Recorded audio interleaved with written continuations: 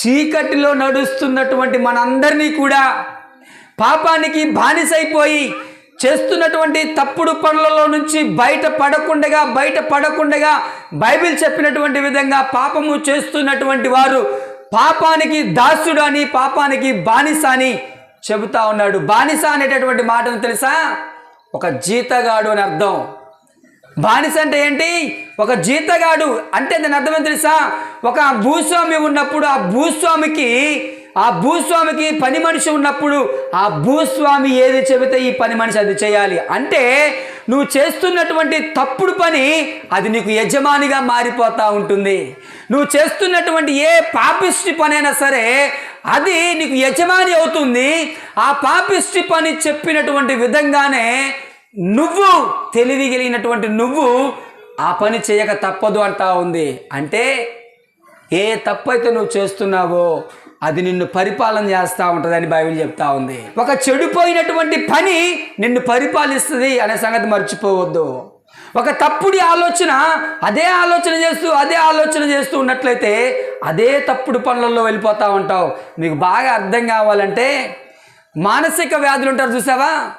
మానసిక వ్యాధులు అంటే ఎవరంటే బాగా ఆలోచన చేస్తూ ఒక 2-3 సంవత్సరాలు అయిపోయిన తర్వాత ఆలోచన మానకపోతే 3 సంవత్సరాలు వచ్చినా సరే ఆలోచన మానకుండా ఒక 5-6 సంవత్సరాలు అలాగే ఆలోచన పెట్టుకుంటూ పోతే జ్ఞానము కలిగినటువంటి ఒక వ్యక్తి ఖచ్చితంగా మానసిక రోగి అయిపోతూ ఉంటాడు.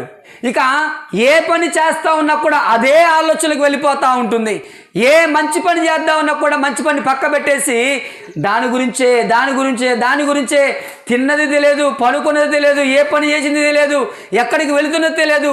అదే బాధ, అదే వేదన, అదే శ్రమలో నుంచి ఈ మానసిక వ్యాధి ఏ విధంగా అయితే బాధపడుతూ ఉంటాడో అనగా తెలివి జ్ఞానము కలిగినటువంటి ఒక వ్యక్తిని, ఏ పనైనా చేయగలిగినటువంటి సత్తా కలిగినటువంటి ఒక వ్యక్తిని మానసిక వ్యాధి ఎంతగా మదన పెడుతుందో, ఎంతగా బాధ పెడుతుందో పాపానికి బానిసైపోయినటువంటి ప్రతండ్రి, పాపిష్టి పనులకు బానిసైపోయినటువంటి నువ్వు కూడా ఇంత తెలివి కలిగినటువంటి వాడివి, ఇంత జ్ఞానం కలిగినటువంటి దానివి, ఏ పనైనా కూడా అవలీలనగా చేసేటటువంటి దానివి, ఒక పాపానికి గనక నువ్వు బానిసవైతే ఆ పాపము నీకు యజమానురాలవుతుంది. ఆ పాపము కాస్త నీకు యజమానుడిగా నిన్ను పెత్తనం చలాయిస్తుంది. కాబట్టి పాపము చేసేటటువంటి వాడు పాపానికి దాసుడు అని బైబిల్ తెలియజేస్తా ఉంది. ఏ పాపానికి నువ్వు దాసుడిగా మారిపోయావో, ఏ చెడు పనులకు నువ్వు దాసిగా మారిపోయావో, ఏ చెడు పనులకు నువ్వు ఒక బానిసగా మారిపోయావో ఆ బానిస సంఖ్యలలో నుంచి నువ్వు ఒకవేళ రానట్టుగా ఉన్నట్లయితే, ఆ బానిస సంఖ్యలలో నుంచి నువ్వు తెంచుకోలేనటువంటి పరిస్థితులుగా నువ్వు ఉన్నట్లయితే, ఇదిగో ఈ వెలుగు ఉదయించింది నీకోసమే. ఏంటి? ఈ దివ్యమైనటువంటి ప్రభుని యేసుక్రీస్తు అనేటటువంటి వెలుగు ఉదయించింది నీలాంటి వారి కొరకే. ఈరోజు వాక్యాన్ని వింటూ ఉన్నప్పుడు నేను దేనికి బానిసనైపోయానని ఒక్కసారి ఆలోచన చేసుకుంటే నీకు నాకు మంచిది. పనికిమాలినటువంటి మాటలకు బానిసైపోయామా? తాగుడు వ్యసనాలకు బానిసైపోయామా? అయితే ఏ వ్యసనమైతే నిన్ను బందీ చేసిందో ప్రభుతో నువ్వు చెప్పగలగాలి ఈరోజు. యావని ప్రభువా, నిజమేగా ప్రభువా, నేను ఆ పాపాన్ని నేను చేయకుండా ఎంత నిగ్రహంగా ఉందానని చెప్పేసి అన్నా నేను ఉండలేకపోతున్నానంటే దానికి నేను బానిసయ్యాను ప్రభువా, నిజమే అని మనం ప్రార్థన చేయగలగాలి.